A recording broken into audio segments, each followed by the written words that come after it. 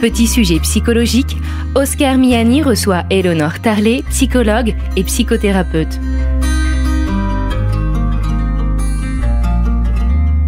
Bienvenue à l'écoute de notre émission Petit sujet psychologique. Nous sommes en compagnie d'Éléonore Tarlet. Bonjour. Bonjour. Vous êtes psychologue et psychothérapeute. Aujourd'hui, vous allez nous parler des TOC. Alors les TOC, c'est les troubles obsessionnels du comportement ou compulsif ? Compulsif. Et alors, de quoi est-ce qu'il s'agit exactement, Éléonore Tarlet, quand on parle de TOC ? Alors, les TOC, ça fait partie des symptômes qui sont... des symptômes qui sont listés dans le DSM-5, donc c'est la classification internationale des maladies mentales, Oui. C'est juste pour repositionner un petit peu le cadre, et ça appartient aux troubles anxieux. Voilà.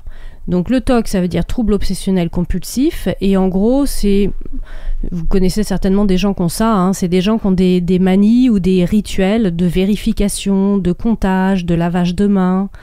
Donc on vérifie l'éclanche des portes, que tout est bien fermé, on vérifie que le gaz est bien fermé. Mais alors on vérifie pas une fois, mais 10 fois, 50 fois, c'est ça ? C'est ça, c'est obsessionnel. Une fois ne suffit pas pour assurer, c'est 2 fois, 3 fois, 10 fois, et en fonction, c'est-à-dire que plus on va ritualiser, plus on va vérifier, et plus ça va prendre de place, et ça devient à terme très handicapant. On voit des personnes qui vont vérifier par exemple leur boîte aux lettres, ça peut durer 3 heures d'affilée. Et ça vient d'où quand on a ce genre de troubles ? Alors, à l'origine, donc il y a plusieurs hypothèses, notamment neurophysiologiques, avec des manques de sérotonine et une hyperactivation du préfrontal. Donc, il peut y avoir une raison biologique à cet aspect-là ? Alors, on ne sait jamais de la poule et l'œuf, si le manque de sérotonine, c'est la conséquence justement du TOC, ou si c'est à l'origine. Donc, moi, je me méfie un petit peu de ça aussi. Ensuite, au niveau clinique, moi, ce que j'observe, je vous parle de mon expérience, Oui. c'est que ce sont des personnes qui développent des TOC, ce sont des personnes qui avaient la volonté de bien faire, Oui. et qui souvent dans leur enfance n'ont pas été suffisamment rassurées, suffisamment étayées, ou n'ont pas eu l'entourage qui leur ont permis d'accueillir leurs émotions, notamment de peur ou d'insécurité. Donc les TOC sont liés à des peurs ? Sont liées à des peurs. Toujours. Toujours le scénario catastrophe. C'est-à-dire D'accord. si je vérifie ma porte de maison, c'est parce que je vais être cambriolée. Si je vérifie le gaz, c'est parce que la maison risque de prendre feu. Si je me lave les mains, c'est peut-être parce que j'ai peur de contaminer quelqu'un. Parce Ou que je me d'être dis, j'ai des contaminé, microbes. non ? Ou d'être contaminé. Alors, il y a plusieurs pensées obsessionnelles. Ça dépend de notre histoire, de comment ça s'est ancré dans le cerveau. Donc à chaque TOC correspond une pensée particulière ? Voilà, en fait, on avait déjà un petit peu parlé de ça. Il y a la case comportement, donc ça c'est les rituels, c'est quand je vais vérifier, et il y a la case pensée. Les comportements sont la conséquence de mes pensées. Si je ritualise, si je vérifie, c'est parce que j'ai une pensée qui allume ma réaction d'alarme. Et la pensée dans les TOC, c'est du « et si ». Donc il y a une partie qui doute. Et si jamais j'avais pas fermé le gaz ? Et ça a du mal à s'éteindre. Alors, le mécanisme, on va dire, c'est le même que, par exemple, si je prends un verre d'alcool pour calmer mon angoisse. Oui. Donc là, ça va pas être le verre d'alcool, ça va être le rituel comportemental.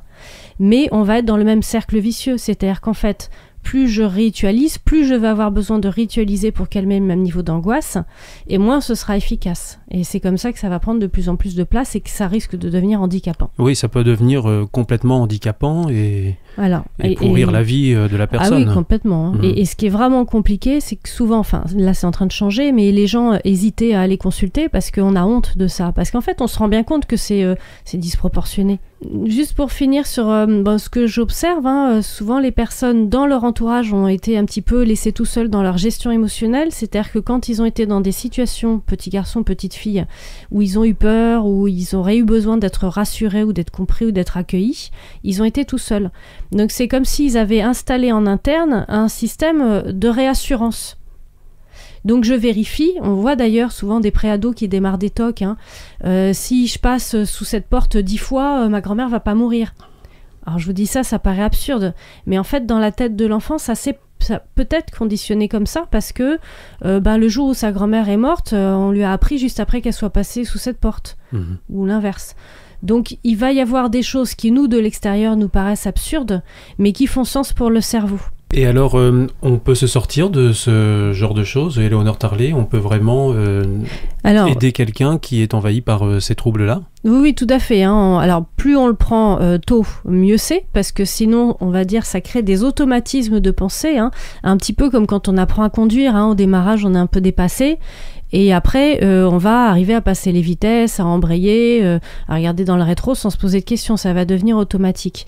Donc, le risque des rituels comportementaux, c'est que ça va aussi créer ces boucles de rétroaction, ces boucles automatisées dans le cerveau.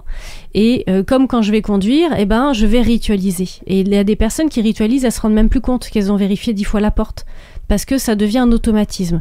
Et ça, du coup, c'est embêtant parce que ça se conditionne dans le cerveau. Et nous, il va falloir en fait qu'on agisse sur les routines comportementales pour modifier la routine automatisée qui s'est créée au niveau des connexions neuronales. Donc les personnes qui sont atteintes de TOC, il ne faut pas qu'elles hésitent à consulter. Il y a des traitements comportementaux, on peut aussi agir sur l'origine du trauma, et il y a aussi des traitements chimiques, notamment au niveau de la sérotonine, puisqu'on voit que ce sont des cerveaux qui manquent de sérotonine. Aussi. Voilà. Éléonore Tarlet, merci beaucoup pour être venue à ce micro nous parler de ce trouble. Je rappelle que vous avez un site internet, eleonoretarlet.fr. Vous avez aussi une chaîne YouTube, Éléonore Tarlet, et puis un Facebook qui s'intitule Psychoactive. Tout à fait. Voilà, c'était Petit Sujet Psychologique. Merci beaucoup de votre venue à ce micro. À bientôt. À bientôt, avec plaisir.